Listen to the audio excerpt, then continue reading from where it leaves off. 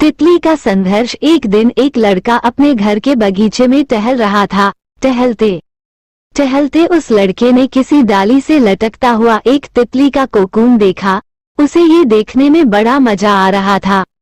वो लड़का अब हर रोज बाग में वही जगह पर जाता और उसी तितली के कोकून को देखता। एक दिन लड़के ने ये नोटिस किया कि उस कोकून में एक छोटा सा छेद बन गया है।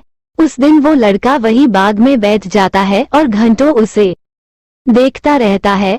उस लड़के ने देखा कि तितली उस छेद से बाहर निकलने की बहुत कोशिश कर रही है, लेकिन बहुत देर तक कोशिश करने के बाद भी वो तितली उस छेद से बाहर नहीं निकल पाई। अब वो तितली एकदम शांत हो जाती है, जैसे कि तितली ने अब हार मान ली हो।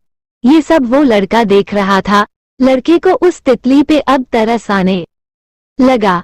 उस लड़के ने ये तय किया कि अब वो इस तितली को छेद से बाहर निकलने में मदद करेगा।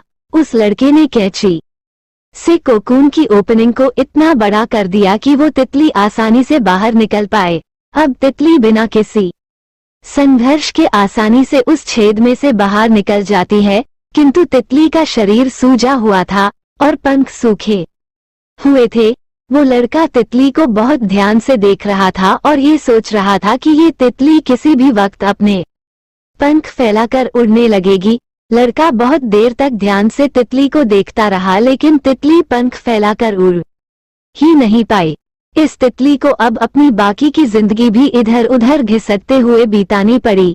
वो लड़का अपनी दया और जल्दबाजी की वजह से ये नहीं समझ पाया कि कोकून से निकलने की प्रक्रिया को प्रकृति ने इतना कठिन इसलिए बनाया है ताकि ऐसा करने से तितली के शरीर में मौजूद तरल उसके पंखों में पहुंच पाए और वो छेद से बाहर निकलते ही उड़ पाए। हमारे जीवन में संघर्ष ही ऐसी चीज है जिसकी हमें बहुत ज्यादा आवश्यकता होती है। अगर हमें बिना किसी संघर्ष के सब कुछ मिल जाए तो हम अपंग बन जाते हैं।